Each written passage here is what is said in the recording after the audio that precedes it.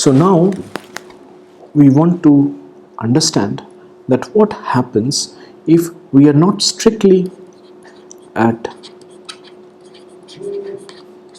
t equal to 0 but very close to it, right?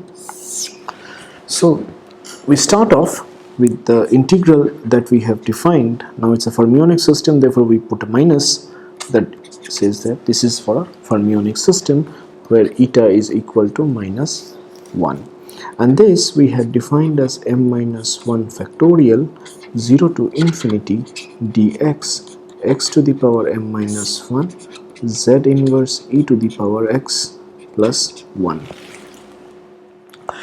The idea is first to integrate by parts, and if I want to integrate by parts, so 1 over z inverse e to the power x plus 1, and integral of x to the power m minus 1 dx is going to be x to the power m 0 to infinity, and then I'm going to have 0 to infinity dx x to the power m over m, and I'm going to have ddx of 1 over z inverse e to the power x plus 1, right?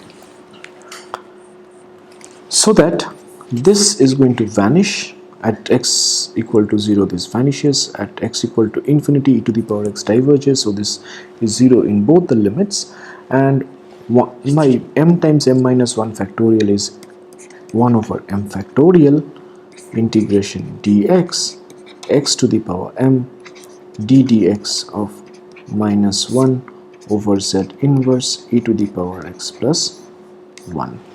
So I have f m minus of z is equal to this. Now I am very close to t equal to 0, so that we write the beta epsilon as beta mu plus t, and t is beta epsilon minus mu. Since I'm really very close to t equal to 0, you see the values of t will run from minus infinity to plus infinity, right? So that x is going to be ln z plus t, right? And dx is going to be dt, so that f inverse of z is going to be, this is the low temperature expansion we are looking at, very close to t equal to 0, minus infinity to plus infinity dt t plus ln z raised to the power m, substitute over here, and then you have ddt of minus 1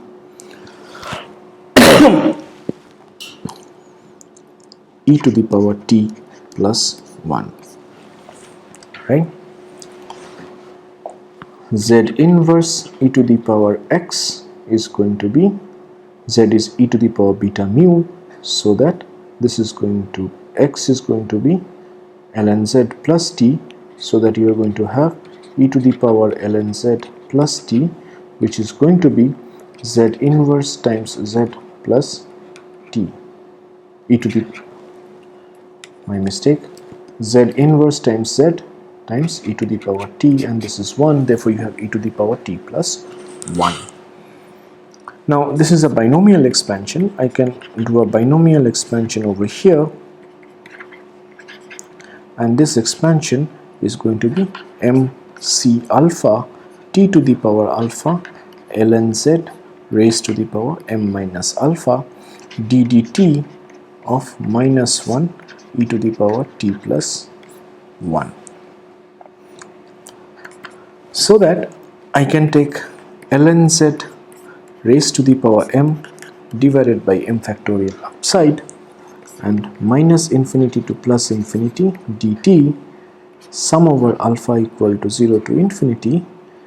I will have m factorial alpha factorial m minus alpha factorial ln z raised to the power minus alpha, and then I'm going to have d dt of minus 1 e to the power t plus 1.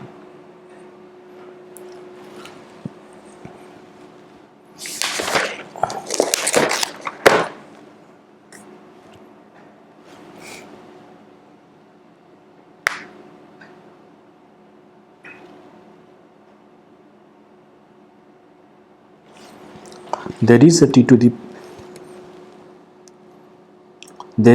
the power alpha that is missing over here, so we include that. Now note that g of t, let's call this as t to the power alpha d dt of minus 1 e to the power t plus 1. If you note this, then you will realize that this is going to be g of minus t is going to be minus 1 raised to the power alpha. So if you substitute t for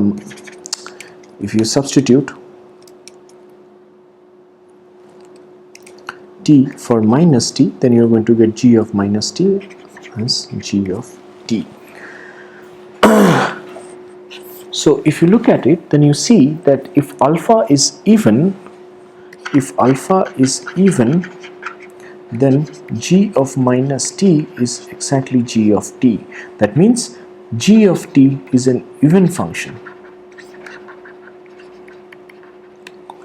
If alpha is odd, g of minus t is minus g of t, so that g of t is odd function. Now this we are going to utilize. Let's see how we are going to utilize. I can take this integral over here, so that I have ln z raised to the power m factorial sum over alpha m factorial alpha factorial m minus alpha factorial, and then I have ln z raised to the power minus alpha. I have integral minus infinity to plus infinity dt t to the power alpha d dt of minus 1 e to the power t plus 1.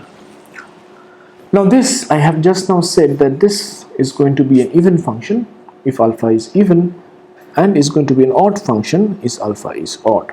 So that this integral minus infinity to plus infinity dt is going to be t to the power alpha d dt of minus 1 e to the power t plus 1 is going to be 0 when alpha is odd.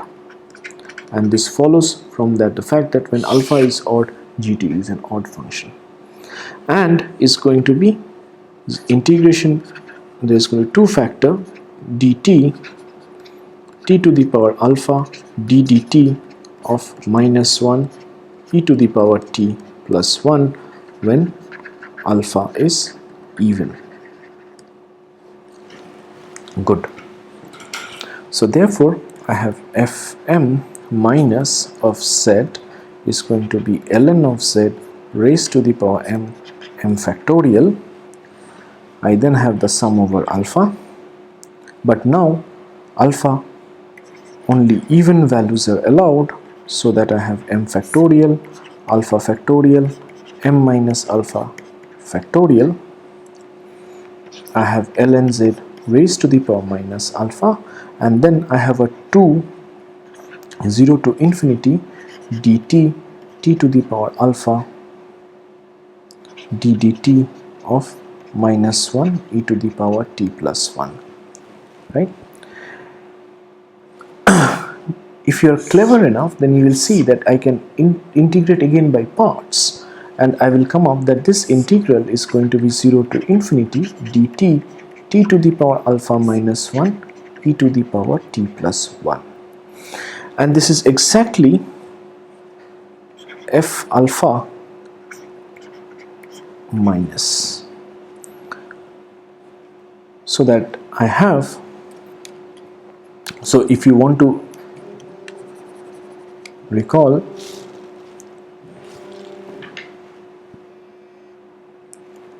Hajumpa. So now I can combine this integral with 1 by alpha factorial and t to the power alpha d dt of minus 1 e to the power t plus 1, so that this is 1 over alpha factorial 0 to infinity. I can integrate by parts again here, and it's going to be t to the power alpha minus 1 e to the power t plus 1, so that you immediately realize that this function, if you recall, I had this as m minus 1 factorial to give me 1 over alpha factorial 0 to infinity dt t to the power alpha d dt of minus 1 e to the power t plus 1. I can integrate by parts this one again. So what happens if I integrate by parts? I can take this as the first function, so that you have t to the power alpha, then integral of dt gives you minus e to the power t plus 1 0 to infinity, then you have minus dt, derivative of this is t to the power alpha minus 1, and then you have essentially minus 1 of e to the power t plus 1. This vanishes and you have alpha minus 1 factorial 0 to t infinity dt t to the power alpha minus 1 divided by e to the power t plus 1. Strikingly familiar, right? Because this is f of alpha minus 1. So that my low temperature expansion becomes ln z raised to the power m divided by m factorial. I have sum over alpha, which are take even values of alpha allowed, twice f alpha minus 1 times m factorial divided by m minus alpha factorial, and then I have ln z raised to the power minus alpha, right? So this is the limiting value, limit of z to infinity fm minus of z. If you take this, this is the approximation that you get. So I can now write it down, m factorial, using the values of f this functions is going to be pi square over 6 m into m minus 1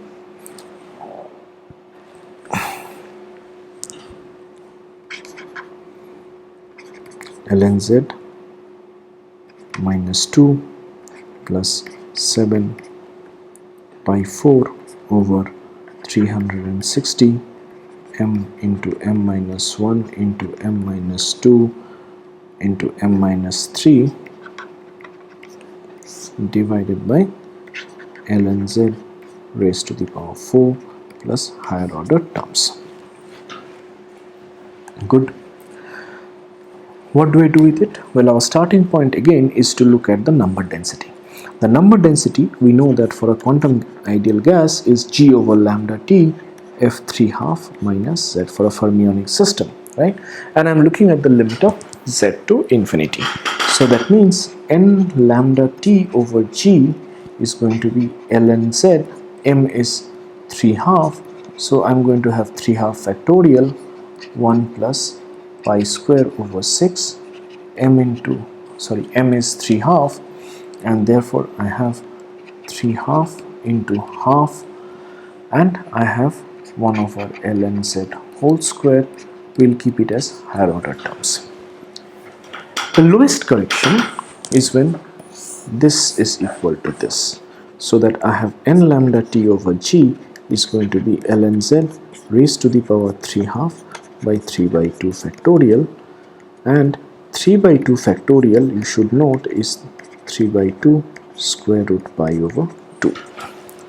So once you put in over here, and if you compute ln z from this term, you will see that you are going to get ln z is equal to beta epsilon f, which is the Fermi energy at 0 temperature. Then if I have this, I can write down ln z, invert this over here, which is going to be beta epsilon f 1 plus pi square over 8. ln z is beta epsilon f to the leading order, so we will write this as kbt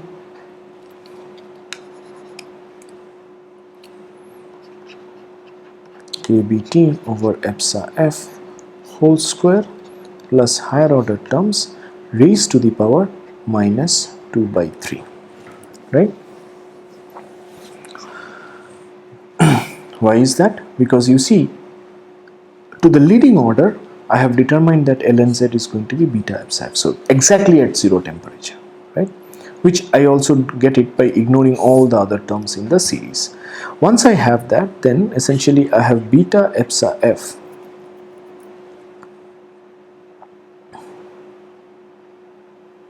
raised to the power 3/2.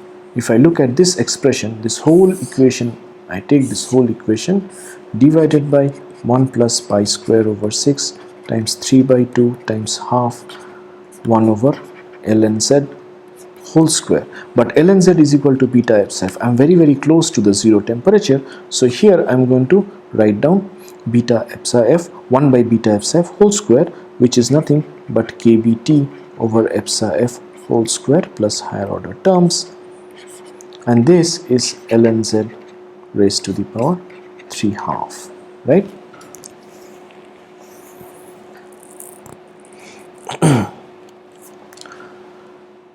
So this then leads me to this equation, and you see that ln z is going to be beta epsilon f 1 minus 2 by 3 times pi square over 8 kbt over epsilon f whole square plus higher order terms, which is going to be beta epsilon f 1 minus pi square over 12 kbt over epsilon f whole square plus higher order term, so that the chemical potential very close to 0, not exactly at 0, since this is going to be beta mu, is going to be epsilon f 1 minus pi square over 12 kbt over epsilon f whole square plus this. So that as you go away from 0 temperature, you see that the chemical potential decreases with as a quadratic in temperature. So we looked at the chemical potential as a function of temperature, and you realize from looking at this equation that for small temperatures,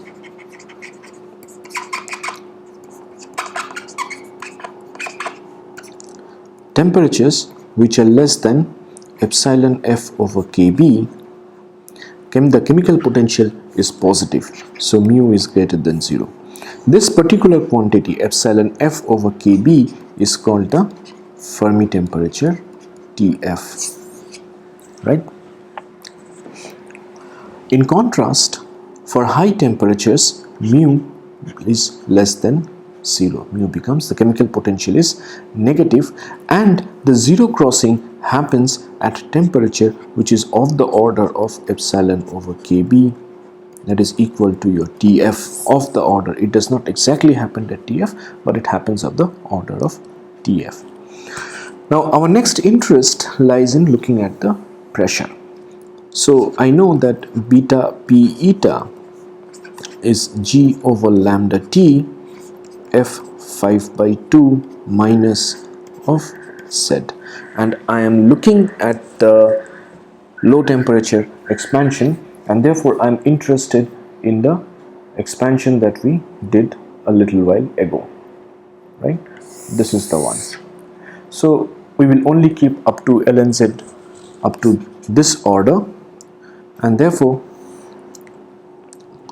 f of 5 by 2 minus of z is ln z raised to the power 5 by 2 divided by 5 by 2 factorial times 1 plus pi square over 6 m minus 1 is 3 by 2, m is 5 by 2 here, and I have ln z raised to the power minus 2 plus higher order terms, so that this expression is g over lambda t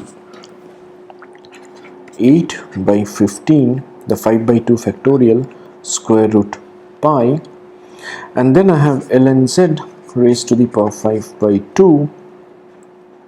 I have 1 plus 5 pi square over 8 ln z raised to the power minus 2 plus higher order. All I have to do now is to substitute ln z from the here. So let's do that. So ln z raised to the power 5 by 2 is beta epsilon f raised to the power 5 by 2, and then I have this term which is raised to the power 5 by 2, that is 1 minus pi square over 12. I have kbt over epsilon f whole square, which we will write down as t over tf whole square plus higher order terms raised to the power 5 by 2. And in this term I am going to replace, since I am looking at the leading order correction, I am just going to replace this ln z as beta epsilon f, which is t over tf raised to the power square plus higher order terms. Sorry, okay, this discussion comes a little later. So here just I am going to replace this by beta epsilon f, so that beta times p eta, the pressure, becomes g over lambda t 8 over 15 square root pi ln z 5 by 2 raised to the power 5 by 2 is beta epsilon f raised to the power 5 by 2. Then I have 1 minus pi square over 12. Since this bracketed quantity is raised to the power 5 by 12, I will use a binomial expansion to write it down like this way, and then I have t over tf whole square plus higher order terms times 1 plus 5 by 8 pi square t over tf whole square plus higher order term. Now let's look at this expression. I have g over lambda t 8 over 15 square root pi beta epsilon f raised to the power 5 by 2, and I want to express this in terms of the number density n. So even if you have forgotten how epsilon f depends on n, there is always a way out. Remember, you can always start from this expression, which is your epsilon f, and your Fermi wave vector kf is defined as 6 pi square n over g raised to the power 1 by 3, so that I have h square over twice m 6 pi square over n over g raised to the power 1/3, raised to the power 2/3 is going to be your epsilon f. This part now I split. I write down g lambda t over 8 over 15 square root pi times beta epsilon f raised to the power 3/2 into beta epsilon f, and it's this part I am interested in simplifying. Then I have to look at epsilon f to the power 3/2, and epsilon f to the power 3/2 is h square over twice m raised to the power 3/2, and 6 pi square over n over g is going to be your epsilon f raised to the power 3/2. So let's substitute.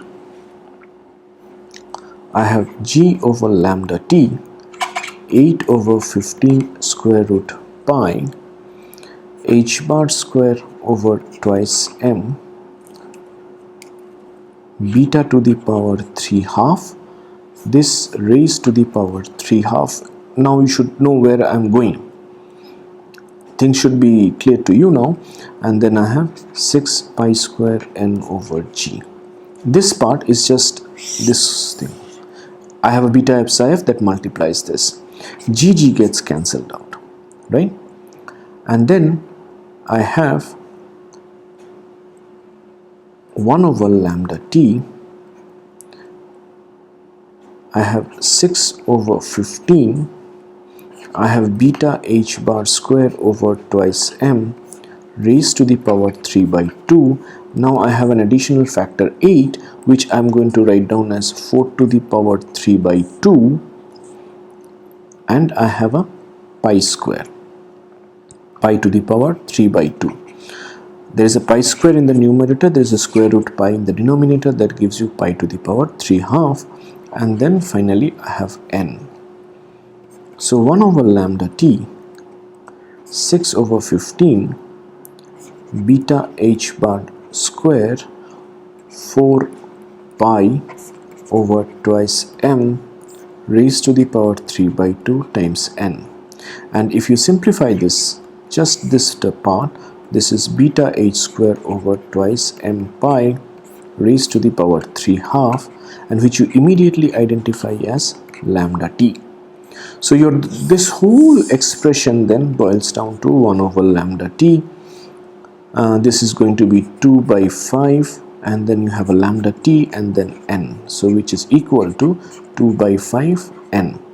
Don't forget that you have an additional beta epsilon f lying outside, so you have this. So therefore your beta p eta is 2 by 5 n beta epsilon f. Now I have to take care of this. This is to the leading order, it is 1 plus 5 by 8 minus I have 5 by 24 t over tf whole square plus higher order term. So 5 by 8, 1 minus 1/3, that is 5 into 2 by 8 into 3, one gets it 5 by 12. Sorry. So this is 2 by 5 n beta epsilon f, 1 plus 5 by 12. There's a pi square somewhere, is it? Yes, there's a pi square which we have missed. So we will t over tf whole square plus higher order term. P eta, the pressure of the Fermi gas, is n beta epsilon f, n is 2/5 n epsilon f, 1 plus 5 by 12 pi square t by tf whole square plus. Now this behavior is completely unlike an ideal classical gas, because in an ideal classical gas at 0 temperature it has a 0 pressure. But I note that at 0 temperature the pressure of a Fermi gas,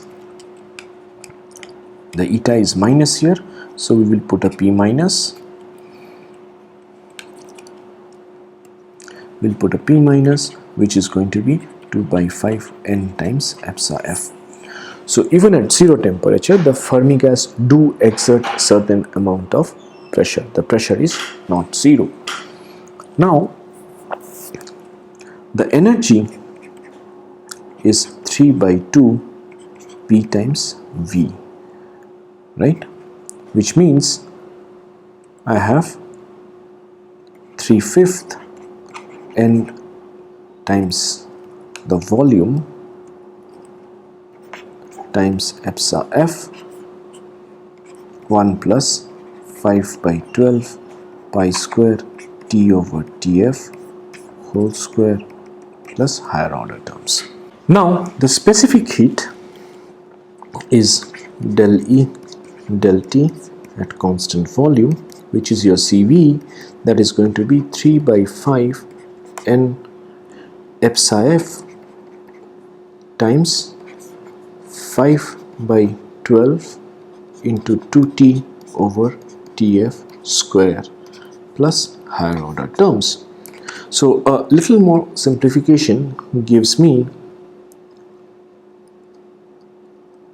n epsilon f is kb, so that this is going to be 3 by 2. So a little more simplification gives me this cancels to give you 6, this cancels to give you 2, and the 5 cancels out. You have half n kb, and the epsilon is kbtf, so I will write down this as kbtf times t over tf square plus higher order terms, so that you have n kb. There's a pi square which we have missed. There has to be a pi square here. There has to be a pi square, half n kb, pi square by 2 n kb, and then I have t over tf plus order t over tf whole cube. These are my higher order corrections. So clearly you see that very close to the zero temperature, the specific heat is linear in temperature, and this is true for any arbitrary dimension you consider. We consider a three-dimensional case, but in any arbitrary dimension you consider, this is going to be true. So one can plot the specific heat with respect to temperature, and you will get a result which will look like this. And this is your, so this is Cv over nkb, and this is the classical Dulong Petit limit, and here this part is going to be proportional to T over Tf, a linear scaling. Now, as we said that this is going to be linear in any arbitrary dimension that you consider. It does not depend on the dimension, and we will see that this is in stark contrast to a Bose gas. But the reasoning is very, very simple. Recall that at t equal to 0, the Fermi-Dirac, the occupation number looks like a step function. So when you increase the temperature, what you at most do is you basically have something which is like this. So you are exciting these many number of particles and taking them to a higher excited states over here. So this fraction goes over here, from here to here, the higher excited state. Now that number of fraction is T over Tf times n. And each of these particle carry an energy which is kBt. So that the total this is n kBt over times T over Tf, which is n kb. So we will not write equal to, but we will just say the change in the energy that happens from going from the here to here, the exciting because of thermal fluctuations that you have, is T square over Tf, and therefore your specific heat, which is proportion, which is basically delta E delta T,